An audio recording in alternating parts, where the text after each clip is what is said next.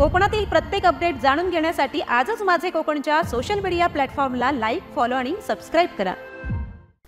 खेड तालुक्यातील शिवखुर्द गावातील नागरिकांची पंतप्रधान आवास योजनेतून मिळालेली घरकुलं सध्या रखडलेली आहेत। 6 महिन्यांपूर्वीच या लोकांनी आपली जुनी घरं तोडून नवं घर बांधायला घेतलं, पण अजूनही हप्त्यांचा एकही रुपया मिळालेला नाहीये। गणपती जवळ आलाय, पण आम्ही गणपती कुठे बसवायचा असा सवाल करत या लाभार्थ्यांची मनस्थिती हालाकीची झाली आहे। सुतारवाडी भागात 4 ते 5 घरकुलं मंजूर झाली होती, पण पंचायत समितीकडून सतत दुर्लक्ष केलं जात असल्याचा आरोप आहे। मनसेचे माजी तालुकाध्यक्ष संदीप फडकले यांनी या प्रकरणात आवाज उठवला असून जर 10 दिवसात हप्ते पडले नाहीत तर 15 ऑगस्टला उपोषण करणार असा प्रशासनाला थेट इशारा दिलाय।